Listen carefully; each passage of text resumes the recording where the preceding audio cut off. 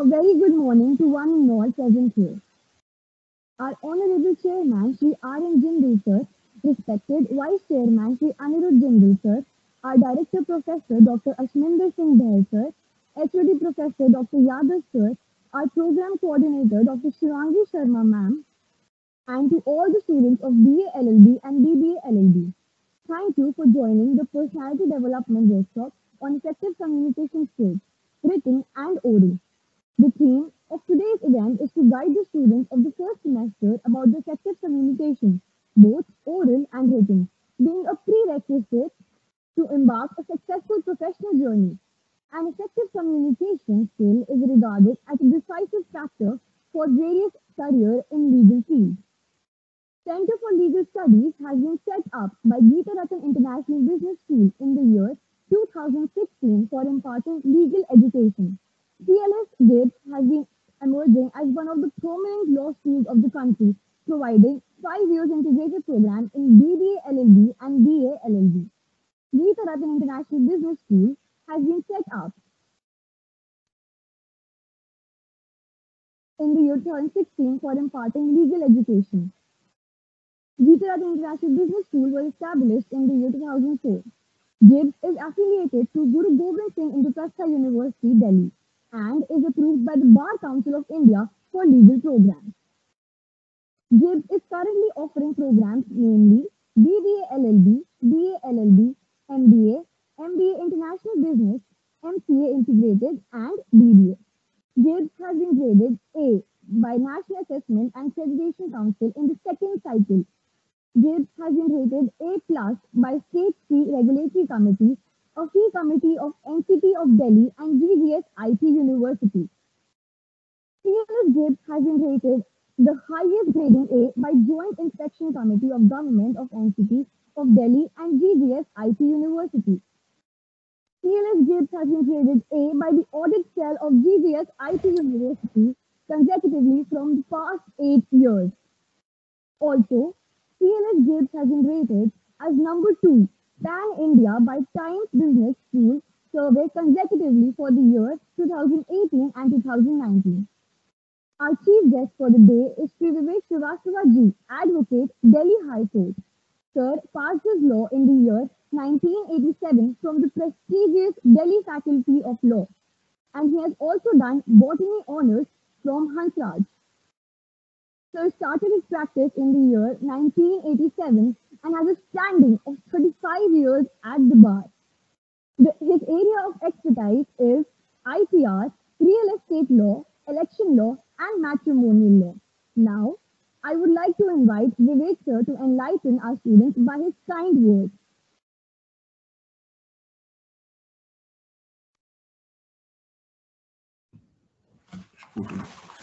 Uh, Thanks. I begin with thanking all of you for inviting me for this session. My special thanks to the management of GIBS for giving this opportunity of interacting with the youth of the day. My special thanks to Shubham, who shall always remain Shubham for me, the most mild-mannered, well-tutored student with me, who has done a lot of work with me, but with the firm belief that the only purpose the law has to serve is the social justice. Today's interaction has brought back to me two experiences. First, my son, Milind Srivastava, has done his law course from IP University itself. He has passed out from there. So my first experience is that I remember the first day Milind joined IP University. It was such a proud moment for me to see my son sitting there. I'm sure your parents must be equally proud of your achievement. Second, my own experience when I joined the law. As introduced, I joined the law in the year 1984 in Campus Law Center. When I joined the law, I had passed out my graduation from Hansraj College in Botany Honours. very prestigious institution. My first experience in my campus law center, as it was then called, was really revealing to me. My first lecture was contract law. I had to attend that. I went to the classroom. I was told that the class will not be held in the classroom. It will be held in a convention hall. Conference hall, I went there. We sat in the conference hall, all wide-eyed, paper pads, everything to make the notes in there. Professor who came there, we put a question to him, what books we have to read, what notes we have to make. He made a very startling remark to me. He told me that you don't have to make any notes. You don't have to at all study apart from my classes. If you have to go back and study, then it means I have not taught you enough. This is the first time I realized this is what is law all about. Law is not a law about learning. It is about expressing what you have learned. This is what is communication. I wonder if we can understand what is law means as on date. Law has various facets. But the one facet of the law, which is very, very, very important and maybe enshrined in the constitution of our country, is the law acts as a medium of communication. Remember the last person sitting at the end of the spectrum. The law speaks for him. The last person on the margin, the law reduces the margin by speaking for him.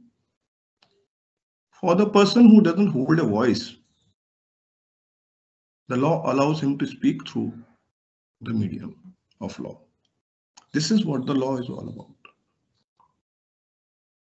I joined the profession in the year 1987. I had remained in the profession for around 35 years. I consider it to be one of my biggest achievements.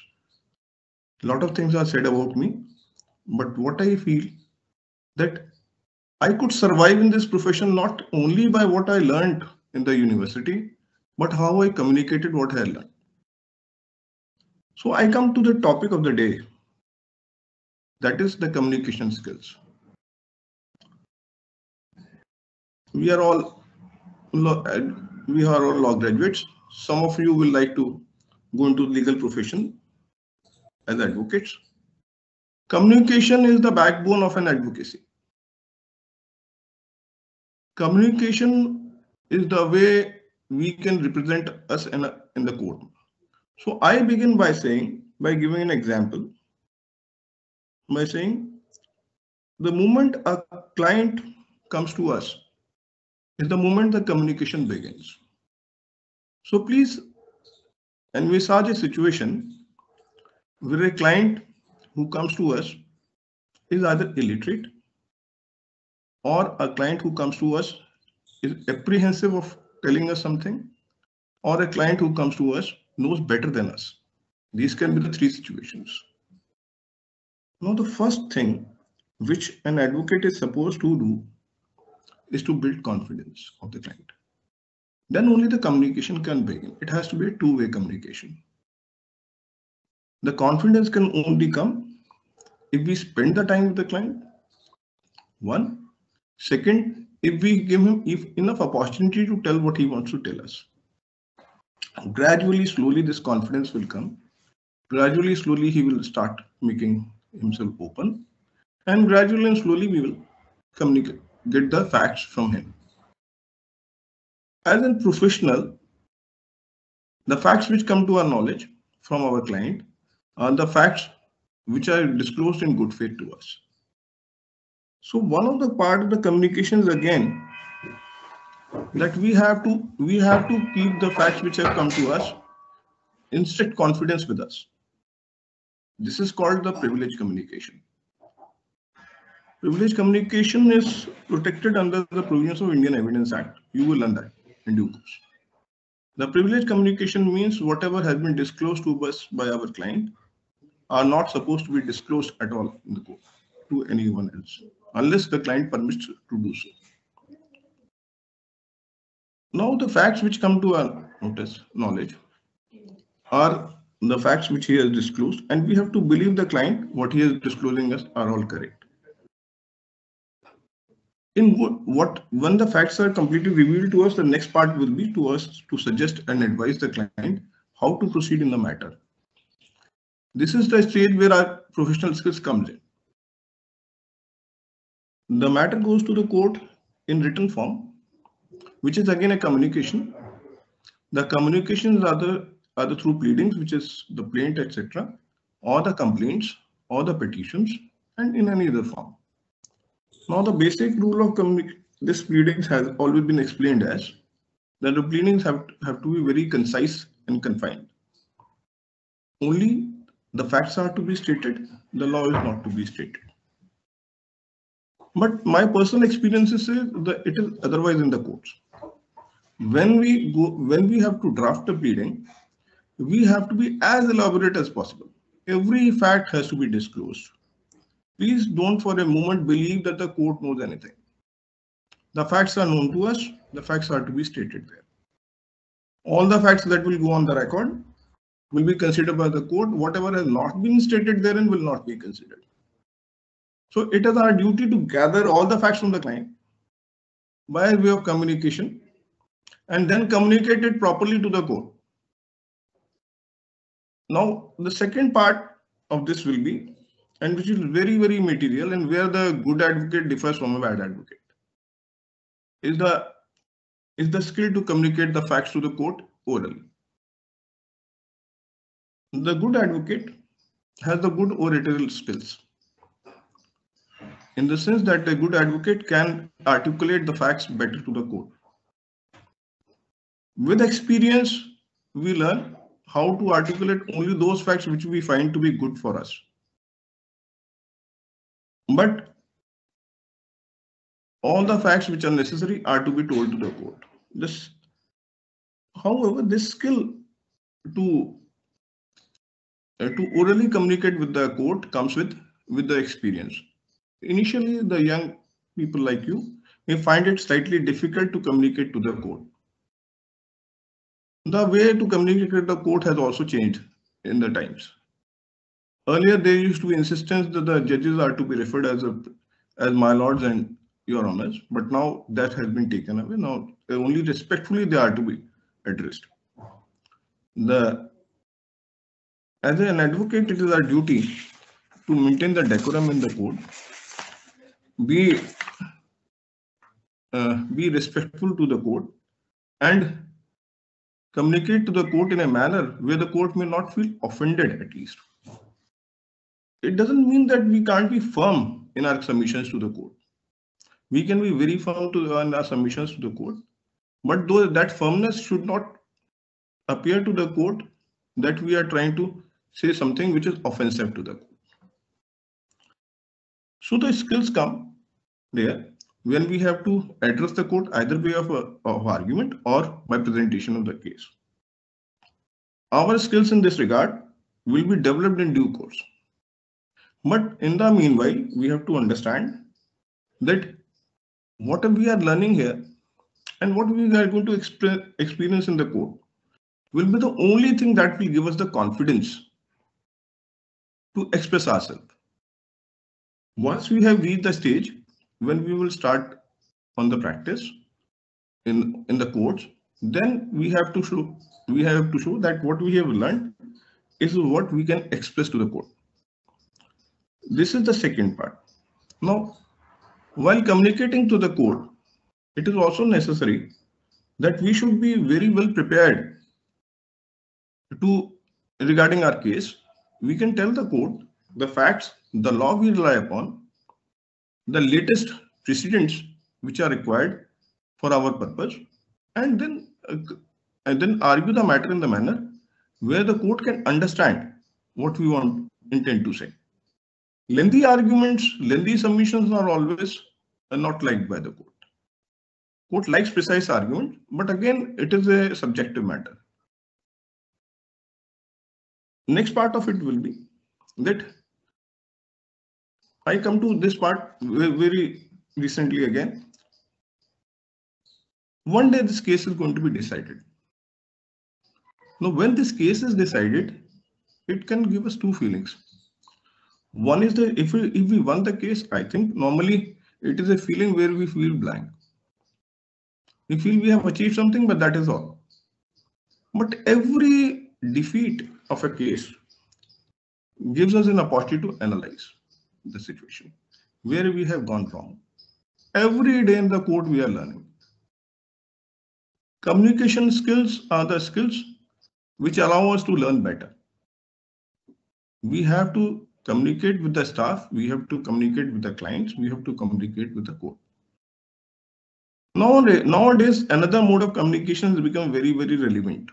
This mode of communication, if now during the pandemic period, has become the major source of communication for the courts. This is the virtual communication. Virtual communication by way of emails, by way of WhatsApp, by way of webinars. The virtual hearings are being conducted by the court, Supreme Court, trial courts. Every court is conducting virtual hearings. The virtual hearings, I think this present generation is better prepared. But virtual hearings equally are important to be done. For virtual hearings, even if for virtual hearings we have been getting virtual comments from our clients, we are getting virtual instructions to appear in the cases. So as on date, what we have to understand is that once the system is changing, the modes of communication are also changing. What is the present mode of communication may not remain static. So we have to update ourselves with the system. Virtual hearings sometimes becomes difficult in the sense that we are not able to show a lot of things to the judges. But again, have faith in the court. The court, while considering the facts, shall always understand the entire matter, and then only it will decide. Your communication skills are going to improve only by way of your own efforts. There is no system or there is no other way to improve it. You have to improve it by either by reading more or by making yourself more communicative with other people. But ultimately, the communication skills are what going to affect your entire career. As an advocate, I understand one thing. As much time I can spend in my profession, either with my client or in the court, is going to pay me back. So, so communicate with the right people, communicate at the right time, spend the right time with them, and learn the things first. Develop the confidence. That confidence is going to pay you back in the longer run.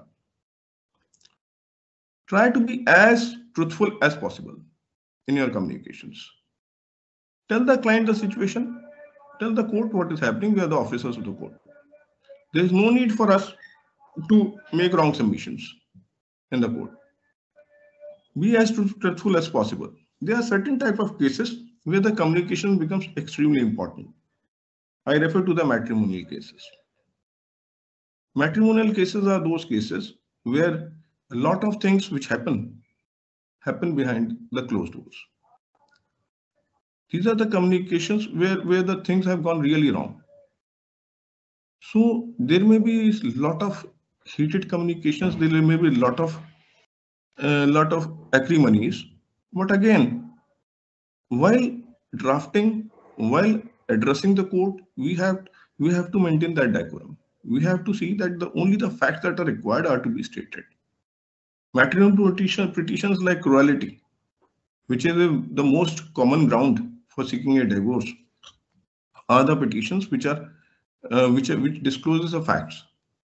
Now it is only up to you to understand how much facts are to be disclosed to the court. This is one type of petition. Now, the law as it is evolving has created so many avenues as on date. So many new laws have been framed for the justice to the people. If I come to the Senior Citizens Act for a minute, the problem faced by senior citizens at the hand of their own family members have become so prevalent. Now, if a senior citizen comes to us, the first thing we have to make him understand is that we can understand his problem. There may be generation gap. There may be, I feel the best communicators I have seen are the nanis and dadis. They can communicate any fact at any time. But then there has to be a limit to it. The communication has to start and end at the right time. So when somebody who's a senior citizen comes to us, I think the first thing we have to understand is that he has to come to us for a grievance. He would not have come to us otherwise. We have to understand that his grievance has arisen because of it's a very emotional issue for him. Give him time. Give him sufficient space. The law has been framed, but the law has again to be used. We are the instrument through whom this law can be used, or any other law can be used. Now, this is where our role comes in. We are the channel in between the client and the court. Whatever comes to us from the client has to go to the court, but it has to be articulated. Articulated in our thoughts, articulated in our drafting, and articulated in our submissions. Coming to the drafting again, drafting has always been said, drafting has two parts. One is the making of mind, which is again the skill which is there with a good advocate. A good advocate can make up his mind very early and very secondly. The second part of this is to putting on paper what we have thought, what we have decided. To me, this is the bread and butter of an advocate. If you can put your thoughts on the paper and as correctly as possible, then I think you can survive in the profession. Please understand, everybody makes mistakes. Every day we make mistakes. Mistakes we make in drafting, mistakes we make in our submissions, mistakes we make in our understanding of law. All these mistakes we make, if they are bona fide, then we don't have to be guilty of that. Feel guilty about it. Mistakes will always be made because it is an evolving system. Once we go ahead, we have not to repeat the mistakes, but new mistakes will always come up. So these are the channels which we have to address all the time. Then there may be cases where, especially in matrimonial cases, where you have to spend a lot of time with the client. You have to understand the issues, you have to understand the problem. Then only you can properly put the facts on the record. So communication is the backbone of advocacy. If you have to become an advocate, good advocate, competent advocate, then your communication skills have to improve, have to be good. The communication to me means patience. Patience to hear, patience to understand, patience to believe. Once all this is done, then comes the second part of it, where you have to put it on the paper, either virtually or on the paper as previously being done. So communication becomes so important in our system that most of the time is spent in our practice in communicating with the clients. Respond to the client whenever he needs your advice. Ultimately, he has come to us for some purpose. Show respect to him. Show due deference to his feelings. Never behave in a manner that we are a superior being because he has come to us. It is only because of his needs that he has come to us, Our client can be anybody. Our client can be a high businessman. Our client can be anybody. We are called professionals. We are called professionals because we use our brain. There's a separate category which has been created for us as professionals. Only doctors, advocate, and chartered accountants are called professionals. Because what we are doing is we are using our learning. It is not a business. I'm not even on the ethics of the profession. Ethics of the profession are very material. They have been made with keeping in mind the decency of the practice, dignity of the advocate, but also our duty to the public at large. There may be the situations where we may feel that our submissions are not being properly appreciated by the court. There may be the situation where we feel that the client is not telling us the correct facts. There may be a situation where we may be tired, mentally, physically. But in all these situations, we have to maintain that decorum which we are required to maintain. Our communication skills can only help us if we act as a good human being. If we understand our social responsibilities. You are all beginners. You will all learn the law. Most of you will be very successful in the field you join. Some of you will be advocates, good advocates. But please understand, our responsibility towards the society is much more than anybody else. We are the lawyers. We are supposed to know the law. We are supposed to address the law. We are supposed to communicate the law. To a common man, we hold a special position. That special position comes to us from our learning. That special position we have to preserve.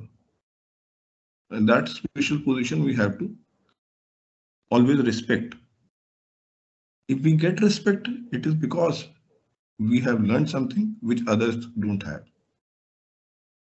So, as a lawyer, I'm not even saying as an advocate. Advocacy is one part of learning law. But the importance of law cannot be ignored in other fields also.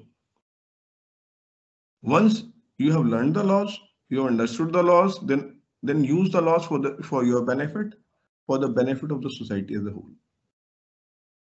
This is what is required of us. You are a part of a very prestigious institution. You are you are blessed in the sense that you have joined an institution you will learn very well. So don't miss this opportunity of learning. Start your communication from the moment you enter the class. Communicate with your teachers. Understand what they want to teach. Tell them your problems.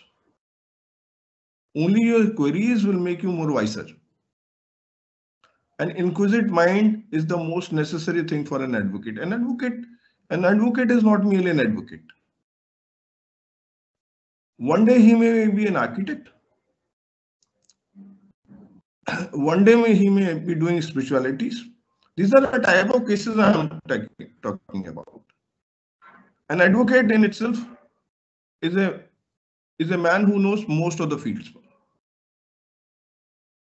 You can't say what type of case is going to come to you. And as a matter of practice, let me tell you, most of the cases which will initially come to you will be the cases you don't want to handle. The fields you don't want to handle. But again, every day we learn. Every day we become more humble. The more you spend in the profession, the time, the more you become humble, learning that still there are a lot to be learned.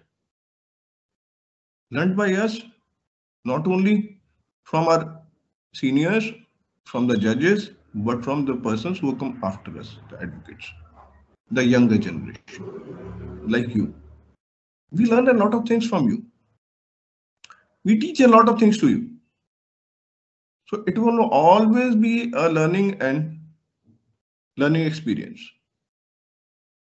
Advocacy is itself a learning experience. It can never be said that I know the law. I know only a part of the law. I know only the law which has come to my knowledge.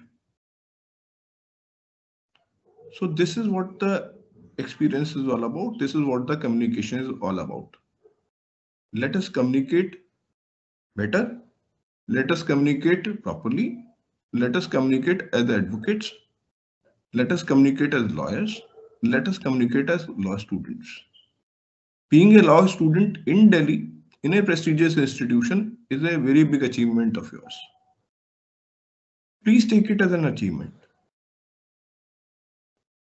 Don't ever think that you are a common man. You are a privileged person.